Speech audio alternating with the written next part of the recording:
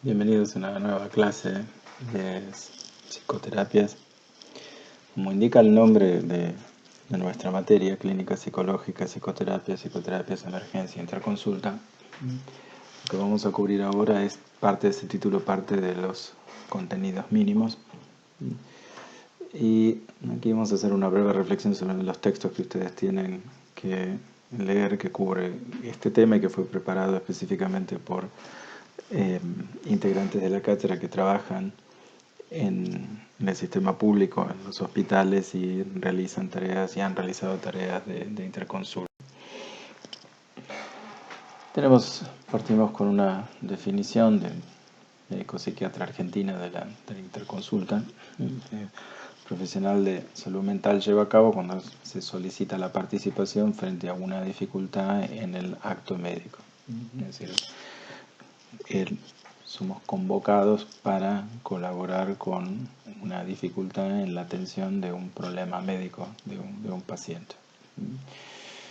Y algunos ejemplos característicos: uno puede ser la falta de adherencia al tratamiento indicado. Una cosa es que un medicamento funcione para una patología y otra cosa es que el paciente crea que es conveniente tomarlo.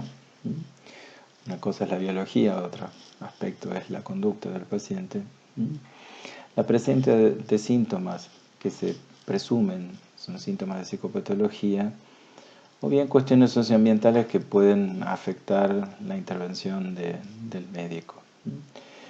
En estos casos, la característica del interconsultor tiene un contacto directo con el paciente. Ahora, la interconsulta también puede involucrar situaciones que resultan difíciles al médico como persona, de la misma manera que un terapeuta puede pedir una supervisión cuando siente que sus cuestiones personales están interfiriendo el avance en la psicoterapia con un paciente. También puede ser que el médico pida a un interconsultor algún tipo de información acerca de cómo transmitir cierta información médica, o bien hacer frente a emociones complicadas, porque el manejo de pacientes con enfermedades graves, altamente incapacitantes o terminales suelen generar situaciones emocionales que son difíciles no solo para quien padece, sino la persona que lo tiene que atender. En este sentido se diferencia lo que sería interconsulta y trabajo de enlace. Trabajo de enlace es el que brinda el especialista de salud mental a otro profesional. Entonces aquí en general se trabaja directamente con el profesional, no con el paciente. ¿Dónde nosotros podemos dar? Por ejemplo, acá hay un ejemplo que se pone: dar psicoeducación sobre la fobia a la sangre, inyección, daño, algunos elementos básicos como para que el médico pueda tener alguna habilidad mayor en lidiar con un paciente que necesita, por ejemplo, una transfusión o extraerse sangre y lo está evitando debido a la fobia. Por supuesto, si el problema es suficientemente complejo, el paciente tendrá que hacer un tratamiento para la fobia, sangre, inyección, daño. Pero con casos menos complejos es posible que incrementar el conocimiento del médico permita que el procedimiento se pueda llevar a cabo. Bueno, acá hay una descripción de los participantes en interconsulta, que son al menos. Aquí se recuerda que nosotros adherimos, Argentina adhiere a la definición de salud de la Organización Mundial de la Salud, que lo define como un estado de completo bienestar físico, mental y social, no simplemente la ausencia de enfermedades médicas.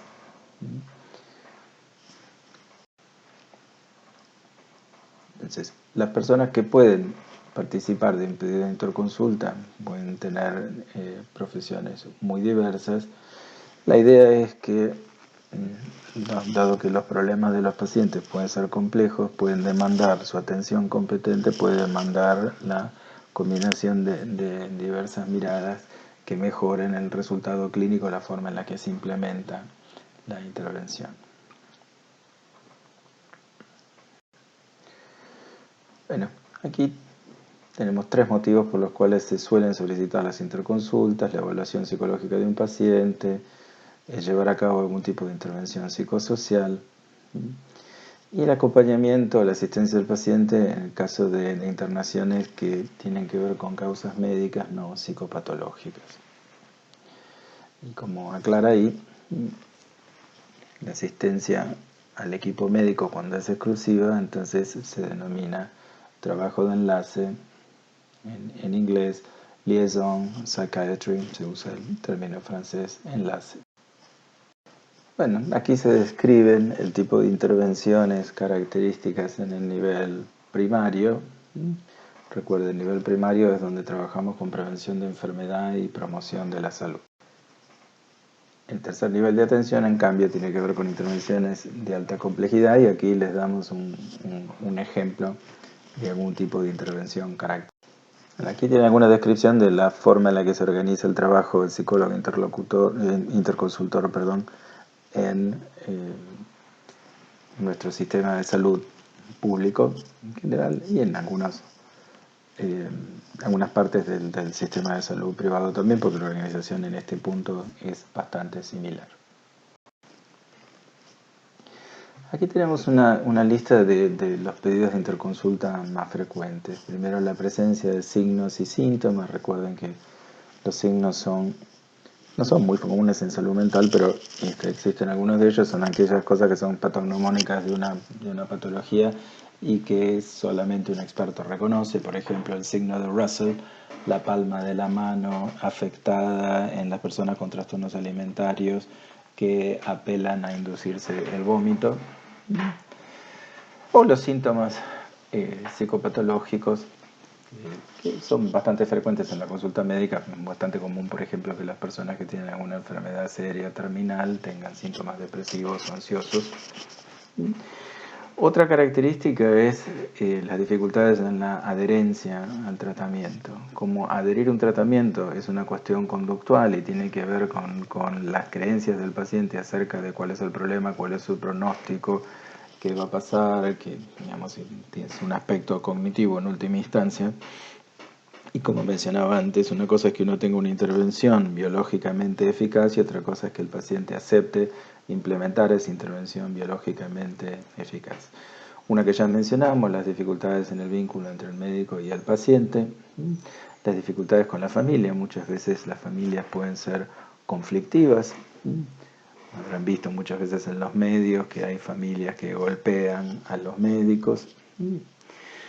Y eventualmente las dificultades para otorgar determinado diagnóstico, determinado pronóstico. Muchas veces acá los médicos sueñan, digamos, con ser rescatados respecto de un aspecto poco agradable de su trabajo, que es, por ejemplo, comunicarle a una persona que tiene una enfermedad terminal, o comunicarle a una persona que va a tener que hacer un procedimiento que consiste en una amputación. Y ahí el trabajo del interconsultor es ayudar al médico a pensar cuál es la manera más eficaz y más compasiva de realizar esa tarea, pero no la de asumir esa tarea que le compete al médico. Nosotros no tenemos que transmitir información médica a los pacientes porque no es nuestro rol.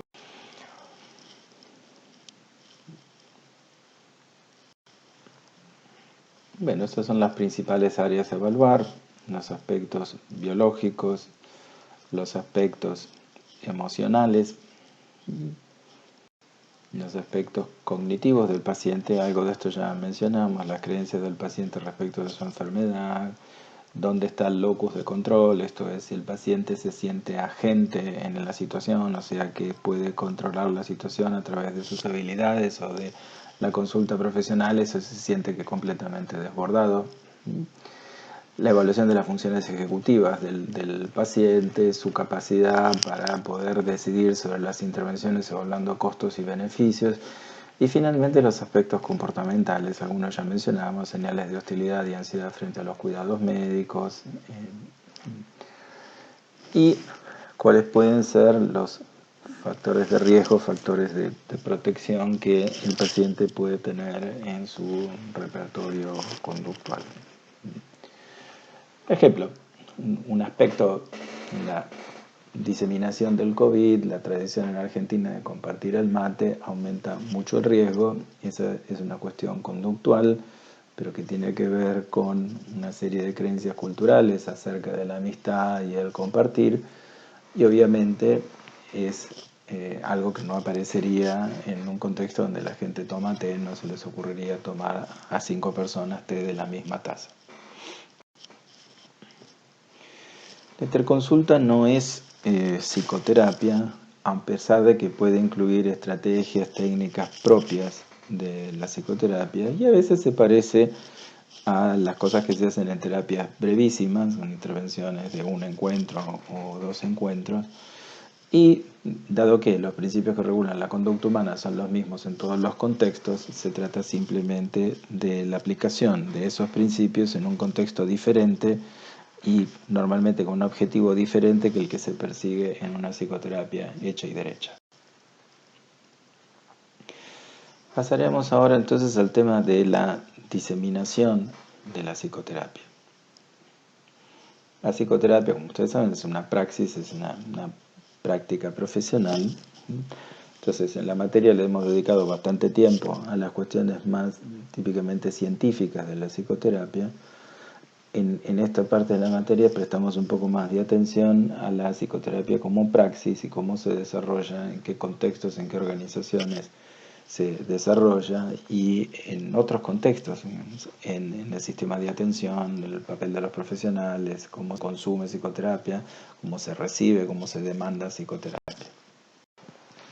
Como han visto durante la materia, la existencia del hecho de que existan hoy en día tratamientos que son eficaces, que son eficientes y que además se pueden aplicar en distintos contextos y mantener la eficacia, esto es, que son efectivos, sin duda es un gran adelanto.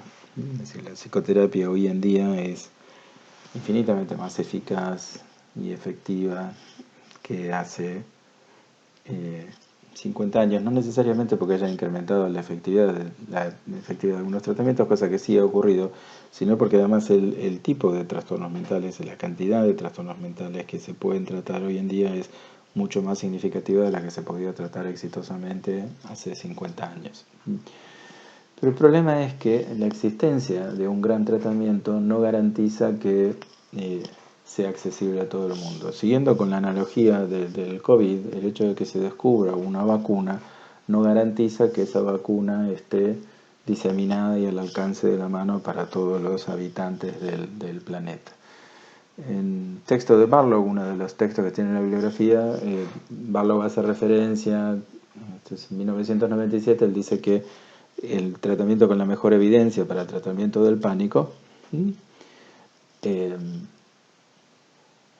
era el Panic Control Treatment en esa época, estamos hablando de datos viejos, pero bueno, en 1997 él dice que solamente el 1% de los pacientes de Estados Unidos recibían ese tratamiento.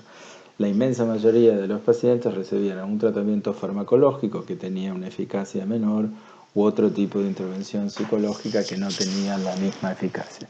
Entonces, un poco la pregunta que se intenta contestar con esta clase es, además de contar con tratamientos exitosos, ¿cómo hacemos que esto le llegue a la mayor cantidad de gente posible? Que es una preocupación históricamente relativamente reciente. Tenemos además el problema de que muchas veces no es que no están difundidos los mejores tratamientos, pero a veces también están difundidos tratamientos que en realidad no son exitosos. Siguiendo con los ejemplos del COVID, habrán visto en los últimos días que ha habido una controversia bastante importante sobre la hidroxicloroquina, con personas bastante célebres alentando a la gente a utilizar la hidroxicloroquina, a pesar de que la evidencia respecto de la eficacia de ese medicamento para el COVID, en el mejor de los casos parcial y en modo alguno definitiva o contundente. Entonces, muchas veces tenemos tratamientos que son muy populares para algunos trastornos mentales, pero su popularidad, su diseminación no tienen mucho que ver con la eficacia. Por ejemplo, el trastorno obsesivo compulsivo es una patología que responde a intervenciones muy, muy específicas y sin embargo un montón de pacientes en Argentina y en otros lugares del mundo recibe tratamientos que no tienen evidencia o inclusive han sido desaconsejados. Y ustedes saben que en Argentina ustedes pueden tener mucha oferta de intervenciones de constelaciones familiares o de biodecodificación, que son intervenciones que no tienen evidencia en apoyo de un montón de sus reclamos de eficacia o sus alegatos de eficacia. Cuando ustedes organizan un sistema de salud, tienen dos grandes cuestiones a atender. Es la accesibilidad y la calidad. Por supuesto, estos son problemas que surgieron cuando alguien se planteó cómo hacemos que la psicoterapia esté disponible para una gran cantidad de gente. La accesibilidad no es un problema cuando estamos pensando en muy poquitas personas de capacidad económica muy elevada. Por ejemplo, los pacientes que Freud atendía en la década del 30. Gente muy educada, de clases altas, y en un número muy pequeño. Pero cuando muchos psicoanalistas en la década del 50 se plantearon cómo hacer que esas intervenciones estuvieran disponibles para mucha más gente o para toda la población, claramente aparecieron desafíos que eran muy complejos. El primer desafío de todo sistema es la accesibilidad. Yo di un ejemplo recién. Si llega a existir alguna vacuna que nos proteja del COVID, vamos a tener el problema de la accesibilidad. ¿Cómo hacen los 7.000 millones de personas que viven en el planeta para acceder a algo que tiene un costo y que tiene un tiempo de producción? Y la segunda cuestión es la calidad de aquello a lo que se accede. Entonces, el problema no es solamente acceder a un tratamiento, sino que ese tratamiento funcione. Continuemos con la vacuna. Una de las grandes dudas respecto de una eventual vacuna para el COVID es, bueno, ¿cuán buena será esta vacuna? ¿Cuánto nos protegerá? ¿Cuál será la duración de esa protección? ¿Habrá que tomar dosis adicionales? ¿Tendrá algún efecto adverso? Todo eso son interrogantes. En el campo de la psicoterapia, la persona no solamente tiene que acceder a un tratamiento, sino que tiene que acceder a un tratamiento que lo lleve adelante un terapeuta que tenga suficiente entrenamiento para hacerlo competentemente y con fidelidad. Esto es que lo que ese terapeuta haga sea razonablemente similar a lo que plantea que hay que hacer la persona que creó el tratamiento. Entonces tengan esto presente, los sistemas son buenos cuando atienden a estos dos desafíos al mismo tiempo. Tener tratamientos de calidad que sean accesibles. En general, los problemas típicos tienen que ver con la accesibilidad, sobre todo porque cuando un tratamiento es particularmente bueno, tiende a tener mucha demanda. Por ejemplo, los cirujanos famosos suelen tener agendas muy llenas, justamente porque la gente que tiene recursos económicos o la posibilidad de atenderse con ellos los demandan por encima de personas que no tengan ese nivel de entrenamiento. Entonces, siempre los incrementos de calidad van a tender a generar cuellos de botella en la accesibilidad. Por otro lado, tenemos el problema del costo, que eso ya va a determinar un problema de accesibilidad. La psicoterapia, como la conocemos, en realidad se empieza a formar en la última década del siglo XIX, cuando Freud y Janet se empiezan a centrar en un tipo de trastornos que hasta ese momento no había sido el centro de atención. Ustedes saben que durante siglos la salud mental se centró fundamentalmente en los pacientes con síntomas psicóticos, mientras que en la última década del siglo XIX el foco pasó a ser claramente el de lo que hoy en día llamaríamos los trastornos emocionales. Ustedes miran la obra de Freud, la obra de Janet, están hablando fundamentalmente de pacientes con trastornos de personalidad y con trastornos de ansiedad y depresión bastante complejos. Pero como se mencionaba antes, las personas que accedían a estos tratamientos eran personas de posición acomodada, con un elevado nivel de educación que hacían que reconocieran esto como una opción de tratamiento. Casos típicos, la princesa Marie de Bonaparte, que era paciente de Freud, o Masood Khan, que era un aristócrata, que era paciente y después discípulo de Winnicott. Ahora, el hecho histórico que cambió completamente el escenario fue la Segunda Guerra Mundial.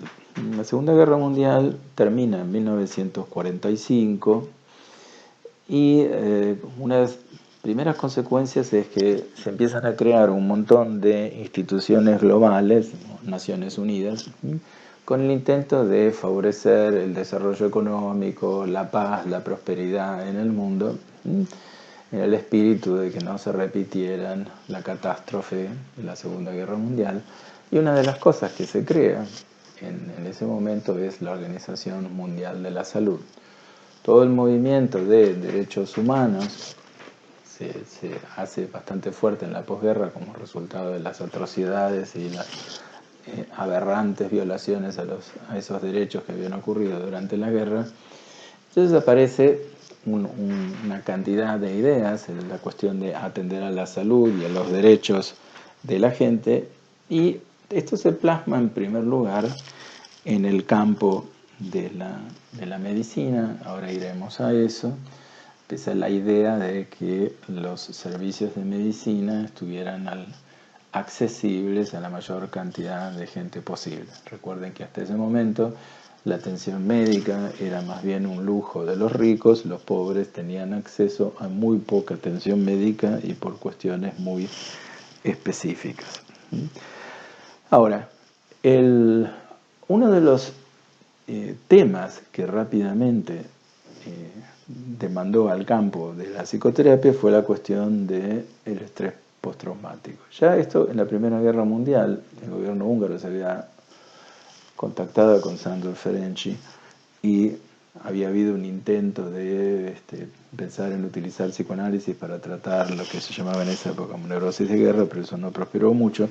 Pero la Segunda Guerra Mundial, y particularmente en Estados Unidos y Gran Bretaña, que fueron los dos de los países vencedores y que estaban más o menos en pie, tuvieron dos cuestiones bastante importantes para atender. Los estadounidenses, la necesidad de atender a sus veteranos de guerra que habían desarrollado problemas mentales durante el combate, pero Estados Unidos no tenía casi población afectada porque no había sufrido virtualmente ningún bombardeo. En cambio, Gran Bretaña tenía mucha población civil afectada porque Londres particularmente fue muy bombardeada, Coventry y otras ciudades, hubo desplazamiento de niños. Por ende, en esos países había muchas personas necesitadas de mental, pero los servicios de salud mental en esa época eran muy escasos y los profesionales en condiciones de ofrecer esos servicios se contaban, digamos, prácticamente con los dedos de la mano. Por ende, había un interés social en formar psicólogos, también en la aplicación de tratamientos psicológicos para personas afectadas por estos problemas. Por ejemplo, en 1946 se crea el Instituto de Psiquiatría de la Universidad de Londres, se lo crea Hans Eysenck y Aubrey Lewis, y una de las cosas en las que se centra ese instituto, creado en 1946, es en el tratamiento de los problemas de ansiedad. Pero eso no es una cuestión meramente académica, es un intento de avanzar en la comprensión de patologías que eran muy frecuentes en la población afectada por la guerra y en los veteranos de esa guerra.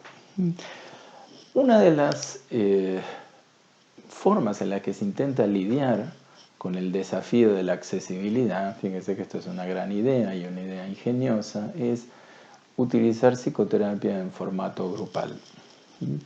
Por razones históricas y políticas en Argentina la terapia grupal ha tenido un desarrollo bastante escaso si se lo compara con la terapia individual, pero la gran ventaja que tiene la terapia grupal es su alta eficiencia. Si yo puedo atender a 6 personas en el mismo tiempo en que atiendo una persona, mi eficiencia, mi productividad se han multiplicado por 6. Ahora bien, para que eso sea efectivamente así, yo tengo que estar brindando un tratamiento que funcione de modo comparable con el tratamiento individual.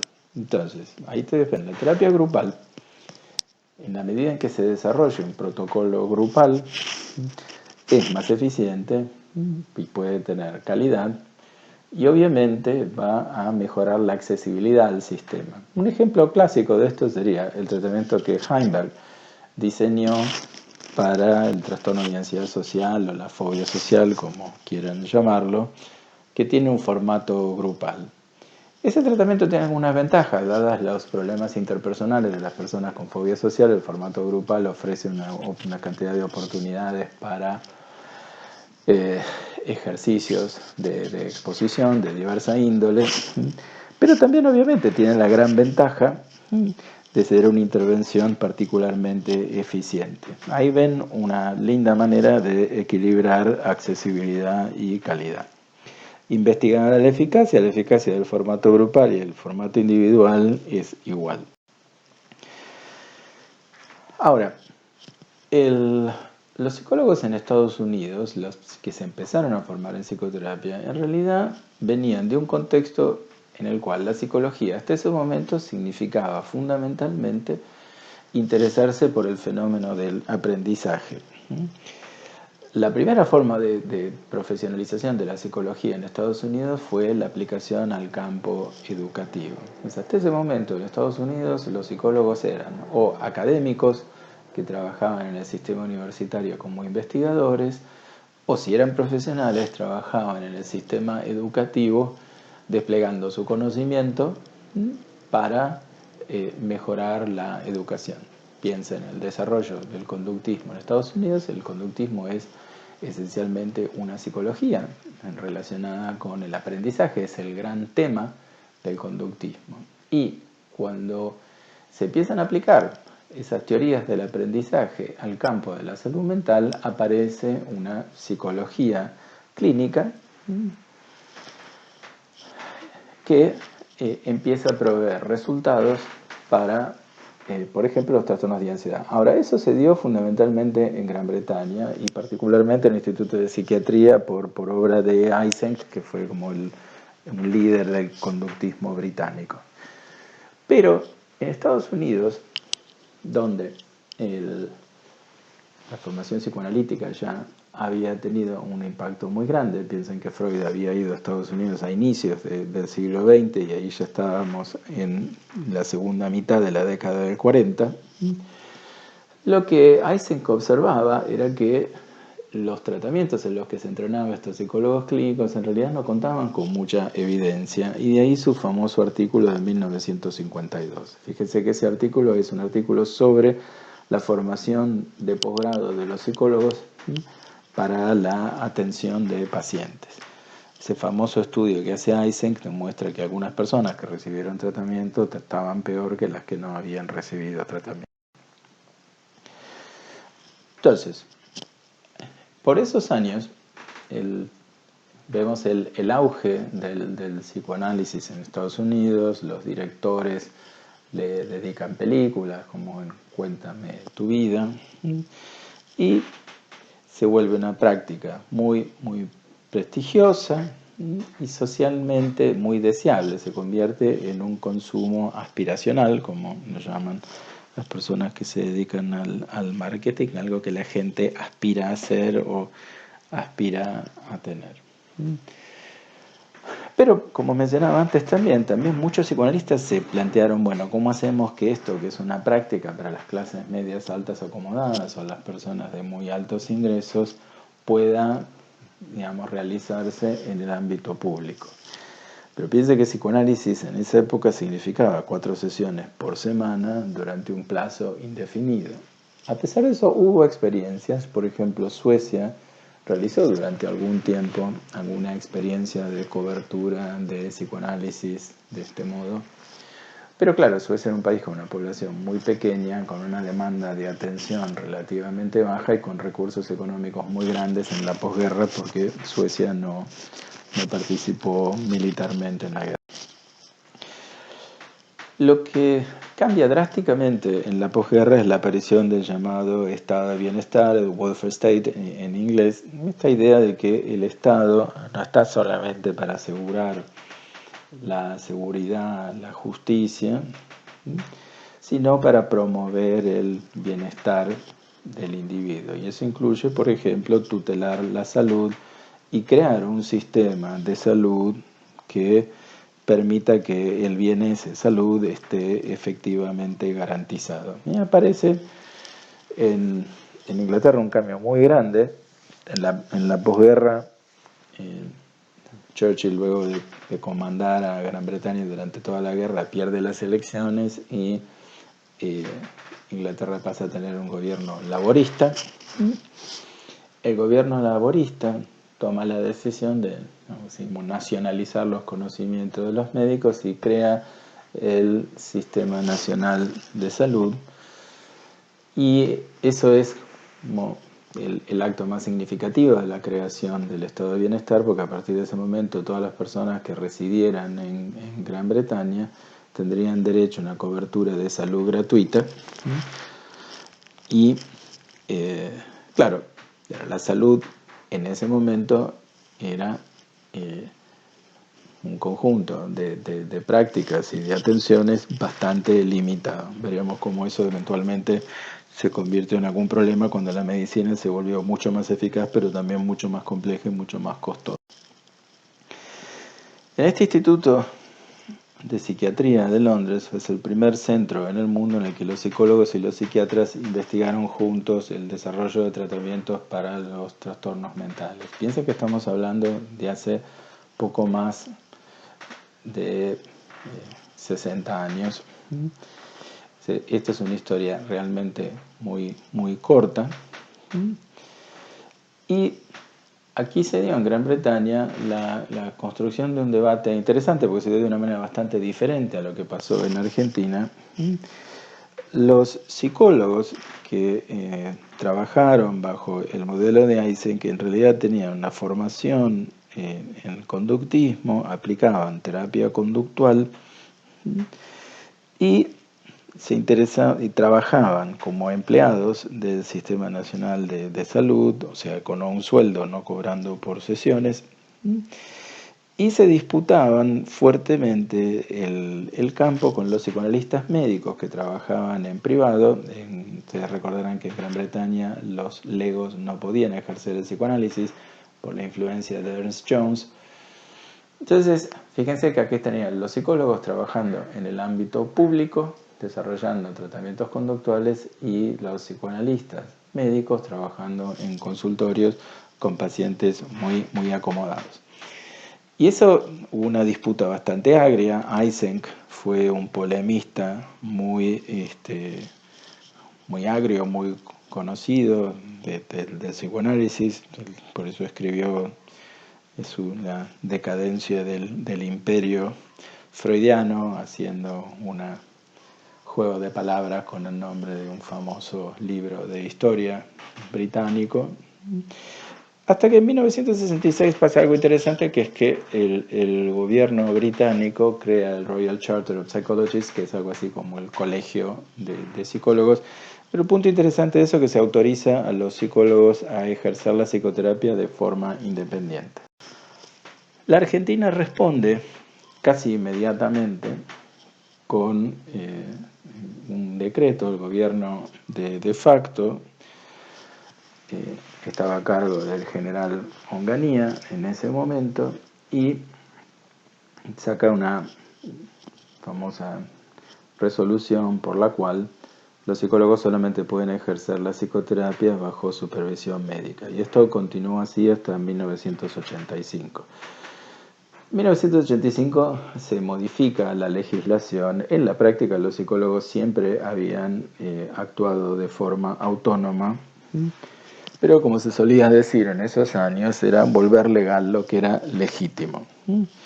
Pero, como ustedes ven aquí, aparece una disputa en el terreno de quién tiene derecho a hacer psicoterapia. Más específicamente, en esos años se trataba de, curiosamente, de los mismos psicoanalistas que habían poblado las carreras de psicología que se crearon en Argentina a fines de la década del 50, los que planteaban que los psicólogos no debían formarse como psicoanalistas, que tendrían que ser, como decía por ejemplo José Blecher, agentes promotores de salud, pero no ejercer el psicoanálisis.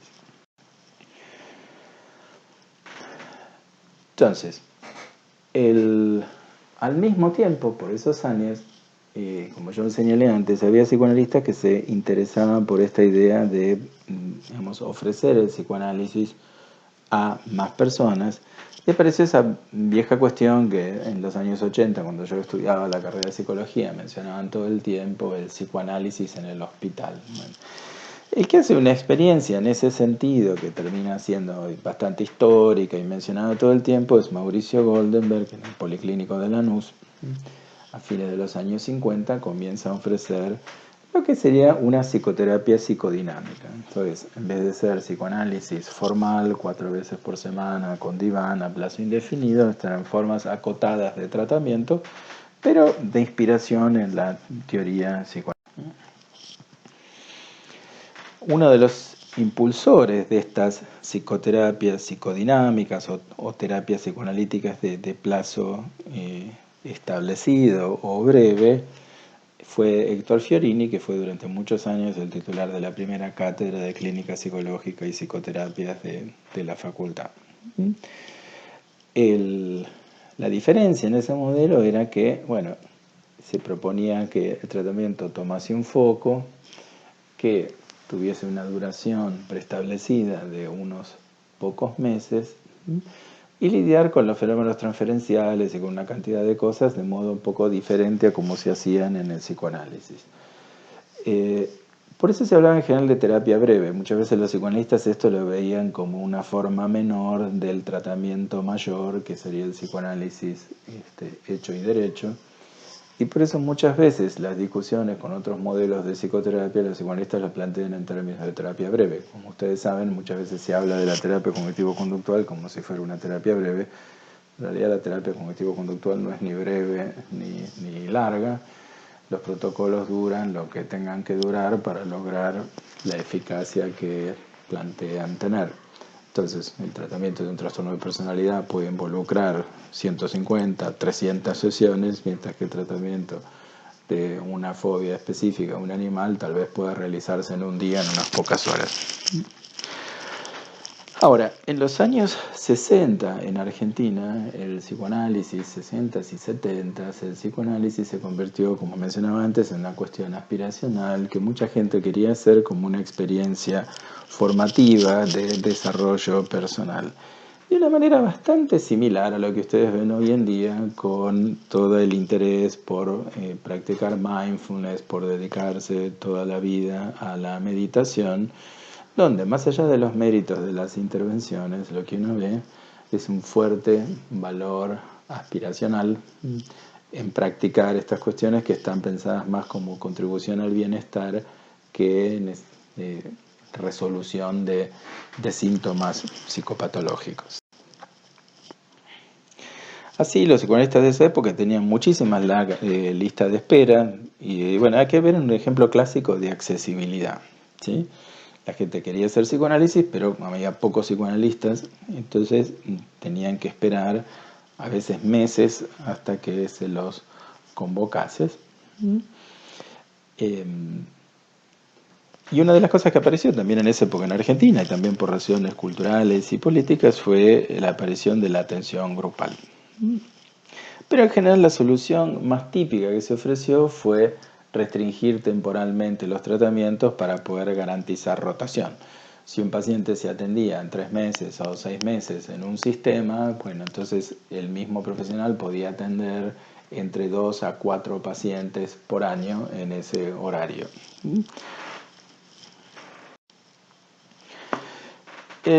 La primera fase del desarrollo del estado de bienestar termina en 1973, cuando se termina el gran boom económico que se dio en la posguerra. Probablemente ustedes conocen la palabra boomers como millennials que deben ser, Boomers es por el baby boom, y el baby boom, explosión en la natalidad que se dio en la posguerra y hasta los años 60, principios de los 60, tuvo que ver justamente con esta enorme expansión económica que se dio en el mundo durante ese periodo. La crisis del petróleo provoca cambios muy grandes políticos y económicos en todo el mundo en 1973, y una de las consecuencias políticas, la primera es la elección de Margaret Thatcher en Gran Bretaña en el año 76 y de Reagan en el año 80, y ahí aparece el neoconservadurismo.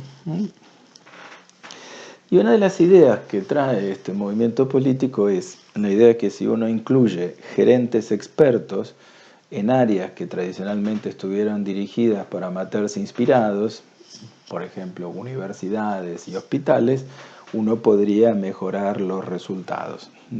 La verdad que esto no funciona mucho así. En muchas cosas los resultados fueron peores, pero esas eran las ideas que estaban en boga a mediados de los 70 en estos dos países. ¿Por qué pasaba eso también? Por algo que mencioné antes, porque la medicina se había vuelto infinitamente más eficaz, pero también infinitamente más cara. Entonces, los gobiernos de los países desarrollados empezaban a preocuparse porque el costo de salud de su población se volvía cada vez más significativo en las cuentas del Estado. Entonces, hay que reconocer también que ese intento de lograr mayor eficiencia tenía que ver con un problema objetivo, que es que el sistema de salud demandaba cada vez más dinero. En Estados Unidos, este proceso recibió un nombre que es el de Managed Care. Care en inglés, entre muchas cosas, quiere decir atención. Managed sería atención gerenciada. Esto es, la idea acá es que hay un experto en gestión, un gerente que se entrenó como gerente, que trata de utilizar los recursos del modo más virtuoso posible para que la atención sea lo más barata posible y lo mejor posible. Eso en los papeles. En la realidad las cosas fueron muchas veces bastante distintas, pero empezaron a ver una cantidad de cosas. Empezó a discutir mucho el costo y la razonabilidad de las intervenciones, por esto que yo les decía, cada vez los gastos eran más grandes, y por ende se empezó a pedir mucha evidencia en apoyo de toda intervención. Así como hay que justificar cuando se va a hacer una práctica particularmente cara, las prácticas elegidas tenían que tener evidencia de eficacia. Entonces, a los terapeutas, a los psicoterapeutas se le empezó ahora a pedir muchas más cuentas acerca de por qué elegían determinados tratamientos. Y no solamente por razones económicas, sino también por cuestiones legales, porque en un país de alta litigiosidad como en Estados Unidos, que un terapeuta eligiese un tratamiento que después no funcionase bien, abría una ventana para las demandas legales que podían ser muy elevadas. Por eso en los años 80 en Estados Unidos el tema de la eficacia de la psicoterapia se convirtió en un tema de debate muy intenso. Eso es algo que en Argentina llegó bastante más tarde, llegó como unos 20 años después, y que en Estados Unidos tuvo que ver con este contexto en particular. No solamente con ese contexto, pero tuvo bastante que ver con el contexto. Ahora, eso favoreció el desarrollo de las terapias con apoyo empírico, pero como ustedes habrán notado, en realidad las terapias con apoyo empírico se desarrollaron mucho antes de este momento histórico. De hecho, comenzaron a desarrollarse a la segunda mitad de los años 40 en Gran Bretaña y tuvieron un desarrollo importante en los años 50, o sea, 30 años antes que los cambios estos en las políticas de salud empezasen a enfatizar la cuestión del costo y la eficiencia de las intervenciones. Pero además pasó otra cosa, que es los primeros psicofármacos comienzan a aplicarse sistemáticamente en la década del 50. En 1949 Kate descubre la utilidad del carbonato de litio en el tratamiento del trastorno bipolar, pero eso pasó desapercibido durante mucho tiempo. Así que en general hablamos de 1952, 1955, el advenimiento de los primeros antidepresivos y los primeros antipsicóticos que cambiaron el panorama enormemente, porque ahora aparecía un tratamiento alternativo a la psicoterapia que tenía estudios que avalaban su eficacia, y entonces la psicoterapia ya no era un agente solo en ese campo. Piensen que cuando Beck hace su famosa terapia cognitiva para la depresión y publica sus estudios y realiza sus estudios en los 70, una de las cosas inteligentes que hace Beck es comparar su tratamiento contra la medicación. Beck quería demostrar, por un lado, que su tratamiento funcionaba tan bien como la medicación, y en segundo lugar, demostrar que era una buena opción, porque uno de los problemas que tenían los antidepresivos de esa época es que eran muy tóxicos, tenían muchos efectos adversos complicados y muchos pacientes no los podían tomar por eso. Pero aparece un competidor, donde Beck, por ejemplo, dice, bueno, mi tratamiento es una buena opción para la gente que no puede tomar antidepresivos. En Argentina no llegó a implementarse un sistema nacional de salud. Hubo una reforma del sistema de salud durante el gobierno de Perón, inspirada en el sistema británico, pero no llegó a formarse el Sistema Nacional de Salud, y una de las razones por las cuales no llegó a formarse eso es porque la atención en la salud en Argentina estaba atomizada en un montón de obras sociales, esto es, fondos mutuos, donde las personas que realizan una determinada actividad económica contribuyen compulsivamente con un porcentaje de sus ingresos para solventar los costos médicos. La idea es, como la inmensa mayoría no se enferma al mismo tiempo, si todos pagan una cantidad de dinero de su salario cada mes, se puede atender al porcentaje que se va informando con ese dinero. Y eso se lo llamó obra social porque justamente la idea era brindar algún grado de seguridad social en el campo de la salud a las personas trabajadoras. Ahora, por una cuestión política, el presidente de facto, Onganía, le había dado el golpe de Estado contra el presidente Ilia, elegido en el año 64, le da el control de las obras sociales a los sindicatos en 1970. Y por eso es que en Argentina hay tanta relación entre el sindicalismo y la prestación de salud. Algo que, por ejemplo, en Gran Bretaña no tendría ningún sentido porque la salud es esencialmente una cuestión estatal.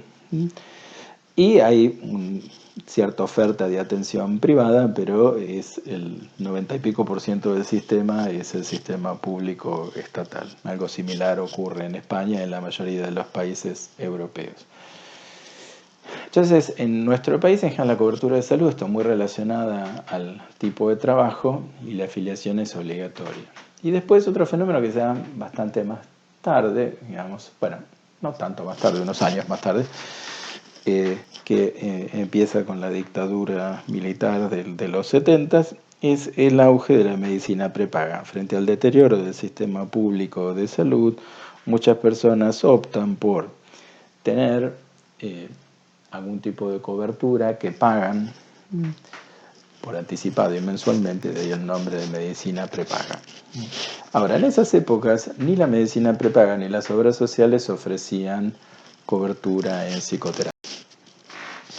Eso en realidad empezó a ocurrir, y muy despacito, en los años 80, por diversas razones. Inicialmente algunas obras sociales o algunas, sobre todo medicinas prepagas, podían usar eso como un argumento para capturar afiliados.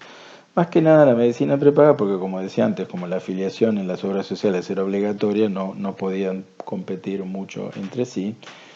Pero además porque esto se ve vuelto un consumo aspiracional de las clases medias, y las clases medias en Argentina también se estaban pauperizando y por ende, más que resignar la psicoterapia, querían ver si la podían tener cubierta por su cobertura global. Entonces, eso lleva a que, por ejemplo, hoy en día en el programa médico obligatorio de Argentina haya una cosa muy generosa comparado con otros países, que cada persona tiene derecho a hasta 30 sesiones de psicoterapia anuales con una frecuencia semanal, o sea, no puede tener más de 4 sesiones por mes. Eso hace que la accesibilidad en nuestro país sea bastante buena. El punto discutible acá es la calidad de aquello que se recibe, porque la legislación establece el número máximo de sesiones a cubrir, pero no dice nada muy específico respecto al contenido de estas. Toman en cuenta lo siguiente, por ejemplo, en Argentina, para atender ustedes necesitan un título de grado en psicología, un título de grado en medicina, pero eso es todo lo que necesitan por el resto de su vida. En la mayor parte de los países desarrollados, en cambio, con ese título de grado, ustedes solamente podrían atender en algún contexto público, normalmente bajo supervisión directa de otro profesional, y no podrían atender de forma autónoma hasta tener un título de posgrado habilitante. Eso en algunos países es un doctorado en psicología clínica, en otros países puede ser una maestría en psicología clínica, en otros contextos puede ser una carrera de especialización. Pero en todos estos lugares, la persona que no tiene un título de posgrado solamente puede ejercer bajo la supervisión de alguien que sí tenga un título de posgrado. La formación esa normalmente es dada por una universidad, pero normalmente hay una sociedad científica, que es el colegio, pero no es en general una organización gremial, sino que es más bien una sociedad científica, la que da la habilitación. O al menos tiene que haber un veedor o un jurado en el examen que se toma de la habilitación para que una persona pueda acceder a ese campo. Por ejemplo, en el Royal College of Psychiatrists, ¿no?, el Colegio Real de Psiquiatras de Gran Bretaña, el psiquiatra, para convertirse en tal, tiene que dominar un par de modelos de psicoterapia y rinde un examen que le toman las instituciones, digamos, la institución donde se haya formado, la universidad donde haya hecho la formación, pero tiene que haber representantes del Royal College of Psychiatrists y el examen mismo lo genera el colegio de psiquiatras. Entonces lo que hacen esas sociedades científicas es monitorear la calidad y la formación de las personas. Entonces, las personas además, para poder ejercer, tienen que tener una cantidad de horas de supervisión. Esto es, no pueden ejercer directamente. Por ejemplo, para obtener el derecho a atender en forma autónoma, las personas que van a adquirir eso tienen que tener algunos cientos de horas de trabajo supervisado. Un programa innovador en este sentido es el que se puso en marcha en Inglaterra en 2007. El programa se llama Mejora del Acceso a los Tratamientos Psicológicos, el YAPT por las siglas en inglés. Esto surgió de una circunstancia un poquito azarosa. Se encontraron David Clark, un profesor de psicología y probablemente el terapeuta cognitivo-conductual más famoso de Gran Bretaña, con un economista famoso, Richard Layard. Se encontraron en una entrega de premios, ambos habían recibido una distinción, y el economista le dijo a Clark que se sentía un poco dolido porque después de haber dedicado toda su vida a la investigación de cómo podía la gente conseguir un empleo, pensando que tener un empleo era la principal variable que contribuía al bienestar, venía a enterarse que en realidad tener un empleo era como el factor número 8 o 9 y que no tener un trastorno mental era una de las principales razones para el bienestar. Clark le propuso que trabajaran en ese sentido y crearon un programa para poner a disposición de los habitantes de Inglaterra, en este caso, de modo gratuito, tratamientos con apoyo empírico para los problemas más comunes. Empezaron con los trastornos emocionales y de esa manera garantizar, por un lado, la accesibilidad y por el otro lado, garantizar la calidad, en el sentido de que estos tratamientos tenían que ser tratamientos con apoyo empírico. Pero además la calidad tenía que ver con el entrenamiento de los terapeutas. Entonces diseñaron todo un entrenamiento de terapeutas que fue costeado por el Estado, era parte del programa, y obviamente tuvieron que darle supervisión, y eso les obligó a un enorme trabajo de definición de qué competencias tenían que tener estos terapeutas, cómo tenían que ser los programas de formación. Y esa es otra característica de la psicoterapia moderna. El tema es que los mismos procesos por los cuales formamos terapeutas o supervisamos terapeutas que están investigados y no se puede asumir alegremente que van a funcionar porque se nos ocurre que van a funcionar. En este sistema los terapeutas reciben supervisión intensiva, pero no la tienen que pagar de su bolsillo, es parte del trabajo. Y el desempeño de cada terapeuta y de cada centro es evaluado constantemente. Esto es una reunión, se hace una compilación de datos online y si el rendimiento, si la tasa de pacientes que tienen que recuperarse está por debajo del corte, entonces un equipo de supervisión visita el centro y trabaja con el centro para identificar el problema, si le da el entrenamiento o el feedback necesario para que las cosas empiecen a funcionar mejor. Lo cual implica tener supervisores, lo cual implica que, hubo que entrenar supervisores y crear sistemas de formación de supervisores que también tuvieran apoyo empírico y cumplieran con ciertas características claramente especificadas. En la clase relativa a supervisión verán algo más de detalle sobre esta cuestión. El programa pudo demostrar su buena relación costo-beneficio. Si mal no recuerdo, porque lo estoy diciendo de memoria, el costo de cada tratamiento en promedio son unas 645 libras esterlinas, pero lo que el programa, los economistas que trabajan en el programa lograron demostrar es que esto era mucho menos que los costos en los cuales el Estado incurría por no tratar el problema. Por ejemplo, ustedes saben que la depresión genera una enorme cantidad de pérdidas de horas de trabajo. Eso es un gasto. Que una persona que tiene un trastorno mental normalmente necesita un montón de asistencias y subsidios de distinto tipo, lo cual también genera un costo.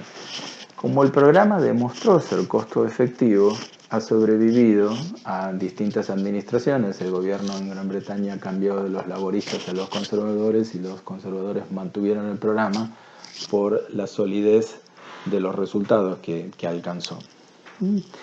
No ofrece tratamientos experimentales, no ofrece los tratamientos más modernos porque mientras sean experimentales no cumplen la condición de tener el mejor apoyo empírico. Entonces tienen una actitud más conservadora de incorporar los tratamientos que ya hayan demostrado tener eficacia. Por ejemplo, para el tratamiento de la depresión se ofrece la terapia cognitivo-conductual de Beck o activación conductual. El sistema asegura la fidelidad de los tratamientos porque todos los terapeutas son entrenados por el sistema, son supervisados por el sistema, y la calidad de las intervenciones, porque solamente se aplican protocolos que tengan apoyo empírico. Este tipo de programas además tiene un impacto muy grande en la investigación en psicoterapia. Imagínense que este sistema ya lleva atendido 400.000 pacientes, entonces uno de los problemas clásicos en la investigación en psicoterapia era trabajar con muestras pequeñas y acá el tamaño de las muestras es directamente inmenso. Y además tienen otra gran ventaja, que estos son pacientes entre comillas reales, porque todos los pacientes son reales, pero son reales en el sentido de la efectividad. Esto es, no son pacientes puros elegidos específicamente para un estudio, sino que son pacientes muy heterogéneos y por ende la validez ecológica de los resultados que se obtienen investigando en estos sistemas es muy, muy alta. Aquí vemos otro aspecto de la provisión de psicoterapia, que la forma más tradicional es lo que se conoce como pago por prestación. Una persona consulta a un terapeuta y le paga a ese terapeuta por la consulta. Esto plantea algunos problemas también. Por ejemplo, los pacientes suelen pensar en el costo de la consulta, cuando en realidad la unidad más lógica debería ser la del costo global del tratamiento. Pero como la tradición siempre ha sido cobrar por consulta, las personas tienden a mirar el valor de la consulta como una referencia. En general, esto es el contrato que los terapeutas tienen con sus empleadores cuando trabajan con obras sociales o medicina prepaga. Se les paga por cada servicio. Pero vamos a ver por qué eso puede ser un problema por la naturaleza de los contratos que esas obras sociales a su vez tienen con sus afiliados. En el sistema británico ven una situación completamente distinta, donde en realidad el terapeuta trabaja por un salario, entonces si al paciente le resuelve el problema en 8 sesiones o en 25, su salario no se modifica. Entonces, ese tipo de contratación tiende a incentivar la eficiencia. En general, los sistemas públicos europeos tienden a tomar este modelo del terapeuta empleado con un salario en lugar de cobrar por prestación. Normalmente el pago por prestación es muy característico en el ámbito privado y es muy raro en el ámbito público en los países europeos. Ahora, un fenómeno que es evidente es que en la medida en que la psicoterapia se empezó a considerar parte de la salud pública, cada vez más los tratamientos psicoterapéuticos transcurrieron en organizaciones y no en el plano del consultorio individual. Ahora, eso plantea nuevos desafíos porque el terapeuta que trabaja ahí trabaja en una organización que define cuál es el tratamiento que tiene que aplicar y que monitorea razonablemente su desempeño. Y también plantea cuestiones éticas, porque uno por un lado se debe al paciente éticamente, pero también se debe a su empleador teniendo que dar cuenta de lo que está haciendo en el tratamiento, del tipo de tratamiento que está implementando, y en general en esos sistemas hay revisiones periódicas. En Argentina es común que sea cada una cantidad de sesiones, que pueden ser 4, 8, 12 sesiones, pero hay revisiones periódicas de los tratamientos con algún supervisor o coordinador de equipo. Hubo otra cuestión del mundo empresarial que repercutió en el de la salud. En los años 70, 80, con la revolución neoconservadora, apareció esta idea en el campo del management, que lo mejor era que las empresas se centrasen en el núcleo de su negocio y dejaran que los otros tipos de servicios que pudieran demandar directamente contratarlo a una empresa que se dedicara a eso. El ejemplo clásico es, bueno, en vez de tener 30 empleados de limpieza como empleados fijos de una empresa, contratar los servicios de una empresa de limpieza. La empresa de limpieza, al dedicarse a eso, limpiaría mejor, y la empresa que se dedica a explorar petróleo se concentraría en el petróleo y no en tener empleados que limpien las oficinas. Es un ejemplo muy burdo, muy simplista, pero es importante que se entienda esto simple para ver cómo funciona en salud mental. Como la salud mental en general está llevada por actores distintos con formaciones distintas a la salud médica en general, es bastante habitual que la salud mental esté tercerizada. Esto es, si hay una organización que se ocupa de la parte médica de la salud de una persona, es habitual que se contrate a otra empresa que se especialice en la salud mental. ¿Por qué pasa eso? Bueno, porque los médicos que trabajan, digamos, con la salud médica tienen formaciones distintas, extracciones distintas que las personas que trabajan en el campo de la salud mental, los psicólogos, los psiquiatras, etc. Entonces, la práctica de la tercerización, es decir, darle el contrato de cobertura de los servicios de salud mental a un tercero, ha sido algo bastante frecuente. Eso en inglés se conoce como outsourcing, buscarlo de una fuente exterior, y en castellano se lo llama tercerización porque involucra una tercera parte. Entonces, es habitual que en Argentina, por ejemplo, una obra social tenga un contrato para la parte médica, pero tenga tercerizada la cobertura en lo que se conoce como empresa prestadora de salud mental o de servicios de salud mental.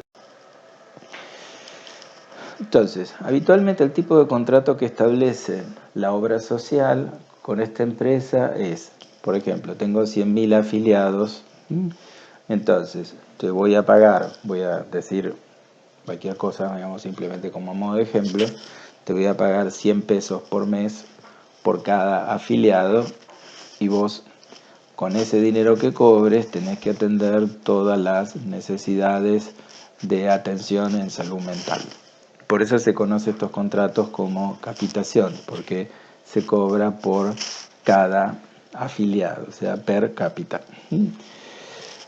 Este tipo de contratos puede funcionar muy bien. De hecho, funciona bien en Estados Unidos porque la empresa primero tiene un incentivo para atender de modo eficiente. Cuanto mejor atienda al paciente, más rápido termina eso, menos se cronifica, más barato es el tratamiento, está contento el paciente y está beneficiada la organización.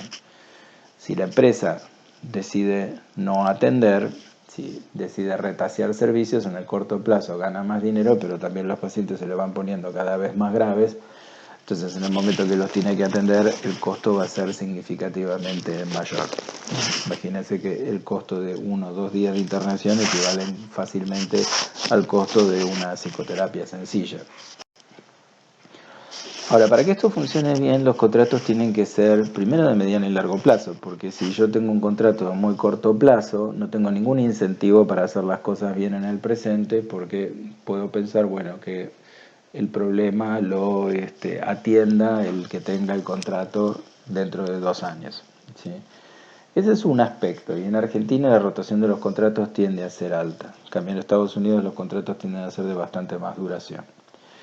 Y el otro tema es el sistema jurídico eficaz. Un contrapeso importante para hacer cosas que no son adecuadas, que no son éticas o que no son saludables, es la existencia de la posibilidad de recurrir al sistema legal para plantear una queja. Eso en Estados Unidos es un contrapeso muy grande porque es una sociedad muy litigiosa donde a la gente le resulta relativamente sencillo, no tan sencillo, pero relativamente sencillo, demandar a su cobertura si entiende que le han dado un tratamiento inadecuado o que han cometido algún tipo de irregularidad. Entonces, cuando esos contrapesos no están, el sistema de cápita puede convertirse en un problema y aparece un fenómeno de donde hay alguna persona que habitualmente es un coordinador que hace las cosas difíciles para que las personas no accedan a los servicios. Por ejemplo, si consulta un paciente de Bursaco, le pueden dar un turno con un terapeuta en San Isidro para desalentar la consulta de ese terapeuta y un montón de trampas de ese tipo.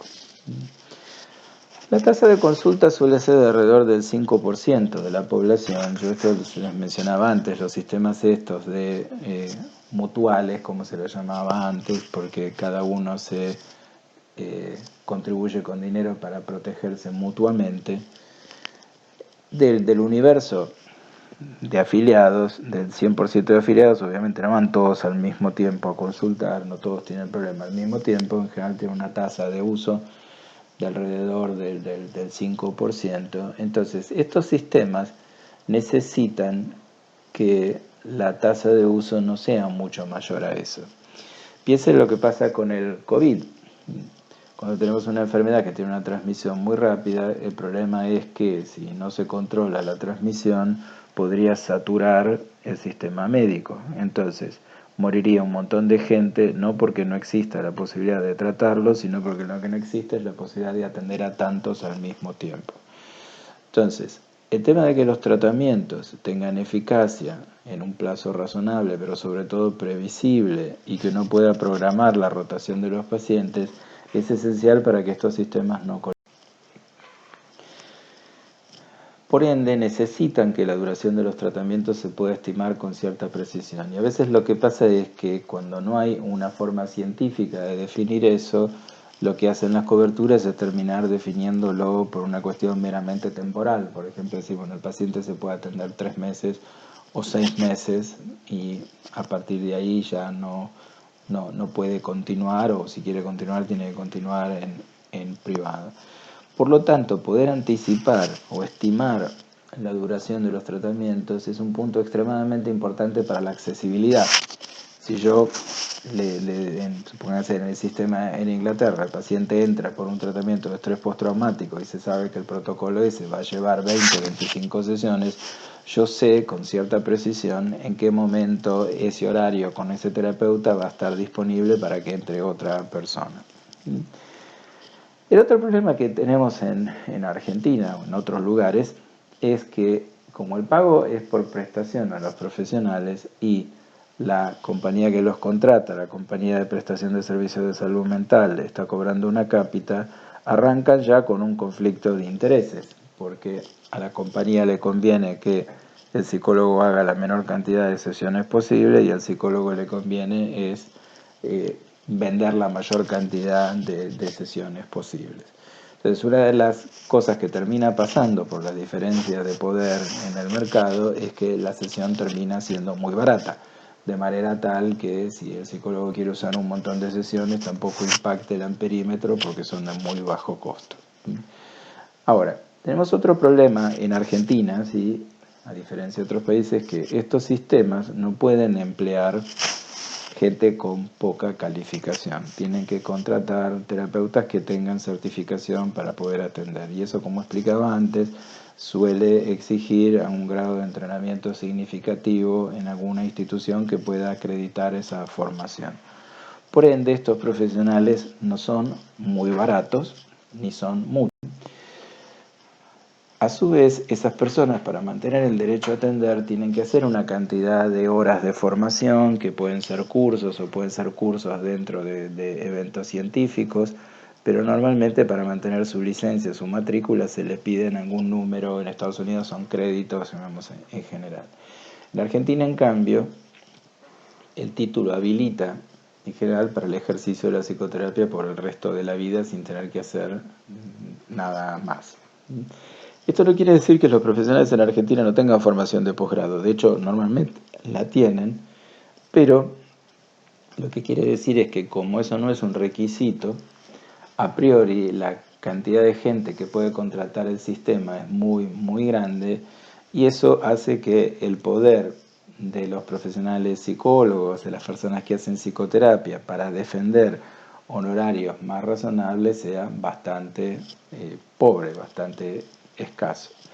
Como señalamos ahí, acá tenemos una combinación de una alta oferta de profesionales que además se combina mal con el hecho de que el modelo de tratamiento más popular en Argentina sigue siendo la de psicoterapia a plazo indefinido. Entonces, si ustedes tienen una organización que necesita estimar los gastos y esa organización tiene un montón de profesionales que quieren hacer un tratamiento a plazo largo, lo que suele terminar pasando es que se les dice, bueno, que hagan las sesiones que quieran dentro de ciertos límites, pero obviamente esas sesiones se pagan muy mal. El problema con eso no es cuánto ganen los psicólogos solamente, que no es una cosa menor, porque obviamente si una persona gana muy poco no va a tener mucho dinero para invertir en su entrenamiento continuo. El problema grande ahí es qué calidad de atención reciben los afiliados. Por eso yo les mencionaba antes, Argentina está bastante bien en accesibilidad. En Argentina es relativamente sencillo acceder a psicoterapia, salvo que uno vive en una zona muy remota. Pero el problema es qué calidad va a tener esa psicoterapia en la que uno puede acceder. Entonces, como mencionábamos antes, no hay una exigencia de calificación más allá del título de grado, y no hay una definición precisa de qué tipo de tratamientos se deberían aplicar para ciertas patologías, ¿sí? Y eso es una diferencia muy grande con lo que pasa con el sistema inglés, con el sistema holandés, en general con los sistemas públicos europeos. Ahora, el otro elemento de la escena que mencionábamos antes es la tendencia muy grande que se dio, particularmente en Estados Unidos, en los años 80 y 90, al uso de farmacoterapia en lugar de psicoterapia. Ese fenómeno se ha detenido un poco. Los últimos años no han sido años de mucho fervor farmacológico, porque han habido una cantidad de limitaciones en tratamientos farmacoterapéuticos. No ha habido tantos avances significativos en los últimos años. Pero también hay una cuestión cultural. Ustedes piensan que el presidente Bush en 1990, Bush padre, planteó e inauguró la década del cerebro. Eso se vio acompañado de un cambio cultural, de pensar los trastornos mentales mucho más como problemas de desequilibrio químico que como cuestiones psicológicas, que sería la forma dominante de pensarlos en Argentina. Entonces, ¿cómo respondió la psicoterapia a eso? Bueno, primero con un incremento de la investigación. Y acá hay un punto importante. Como ustedes se dan cuenta, investigar la eficacia de la psicoterapia no es una cuestión meramente epistemológica, también es una cuestión de defensa de la profesión. Es decir, el poder mostrar datos que avalen que esto funciona o que funciona mejor que la alternativa farmacoterapéutica no es un tema menor. Y eso llevó a que en la psicoterapia también se empezara a investigar mucho lo que se llama costo-efectividad. ¿Por qué? Bueno, en el corto plazo, por ejemplo, para el tratamiento de la depresión es mucho más barato usar un antidepresivo que pagar 20 sesiones de un terapeuta cognitivo-conductual bien entrenado. Ahora, el tema cuando ustedes empiezan a ver si la terapia cognitivo-conductual previene las recurrencias y qué, o sea, la aparición de nuevo episodio de depresión y cuánto lo previenen los psicofármacos, en el mediano plazo, en general alrededor del año y medio, 2 años, la terapia cognitivo-conductual empieza a ser más barata que la farmacoterapia.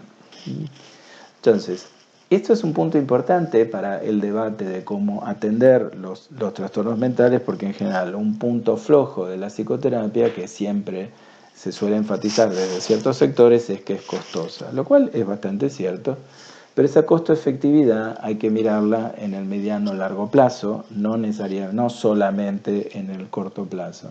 Es algo parecido a lo que yo les mencionaba antes, cuando los pacientes miran el costo de la sesión, en vez de preguntarse por la duración completa del tratamiento. Si ustedes una sesión la pagan 100, pero el tratamiento dura 8 sesiones, van a gastar 800. Si la sesión la cobran 20, pero el tratamiento dura 40 sesiones, también van a gastar 800, pero aún con el mismo gasto van a tener una duración muchísimo más extendida. Y si el tratamiento dura 200 semanas, no solamente va a demorar mucho más el resultado, si es que lo alcanza, sino que además el costo va a ser menor. En el campo de la psicoterapia hay un poco una paradoja en ese sentido, que a veces los tratamientos a largo plazo que no funcionan son más redituables para la persona que los practica por esta cuestión del pago por prestación. Como yo les decía antes, ese tipo de contrato tiende a incentivar la provisión de sesiones, no incentiva tanto el hecho de que cada sesión contribuya mucho al cambio terapéutico.